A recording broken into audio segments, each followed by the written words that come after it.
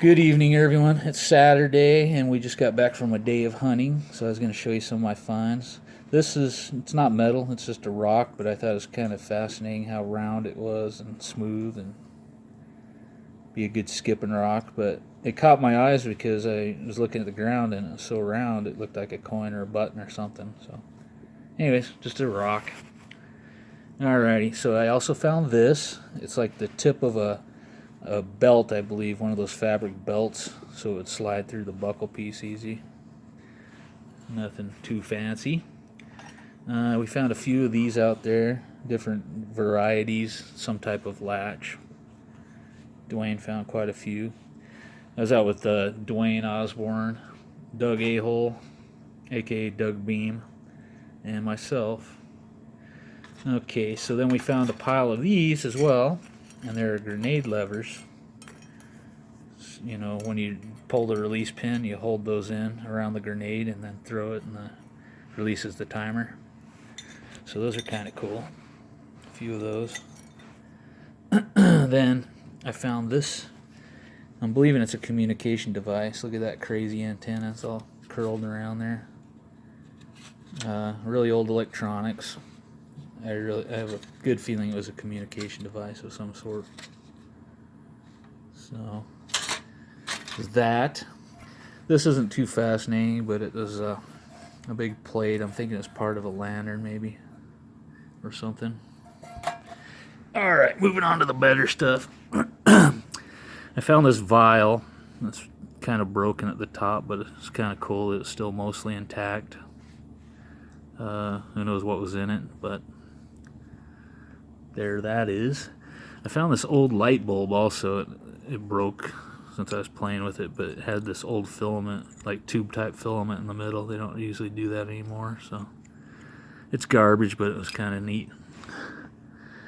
Okay, then I found this is pretty cool, and I put a little oil on it because when I washed it you could see, wait, what does that part say? I didn't read that part.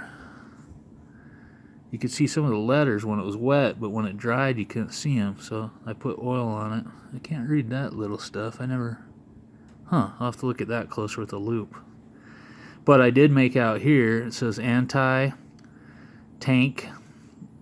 M1, and then in parentheses it says practice. So it was like a practice mine, what I figured out. It would sit like this, and the plunger piece would go through here and then detonate whatever electronics are in there or explosives. So it had like a plunger that sat here, and you'd bury it, and whatever drove or stepped on there would press it down and trigger it. So it's like a dummy mine. I'll have to read that little lettering. I didn't see that at first. Interesting.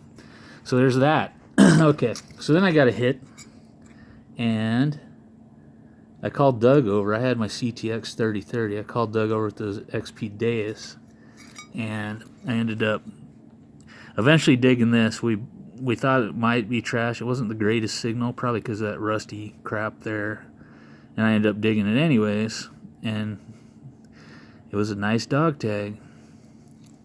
Of course, I was excited, and we looked at it a little bit, got Dwayne over there, checked it out, and then I checked my hole again and found his second dog tag. Both of his, he lost them both. So I'm hoping I can find this gentleman. Matthew, what does it say? I'm sorry. Matthew Watkins. Matthew D. Watkins from, I can't read that.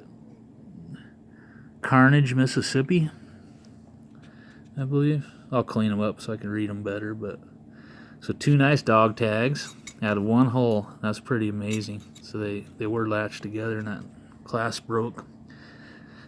So a little while later, I was hunting.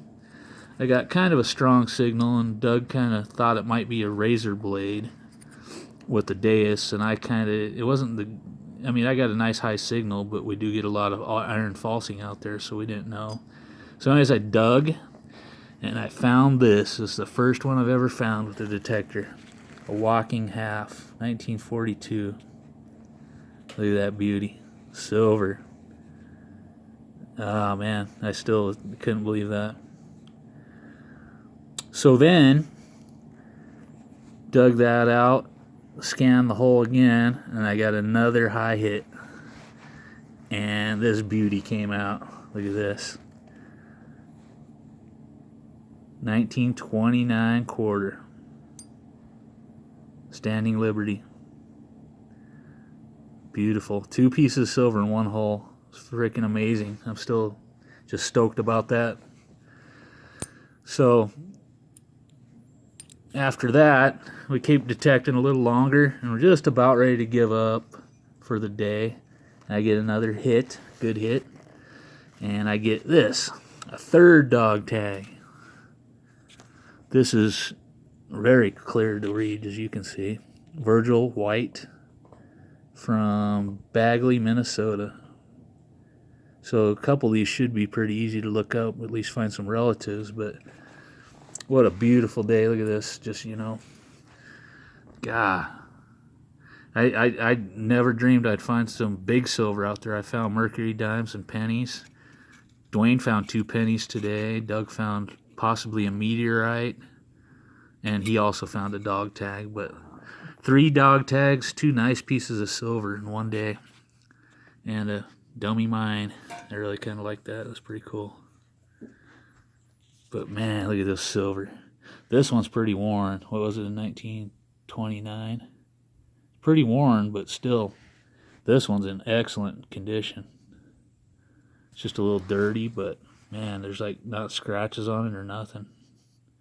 Not a lot, at least. But all right, anyhow, thank you for watching. I can't wait to go back there. I just love hunting that area. Lots of good stuff out there still. Have a good night and a good weekend.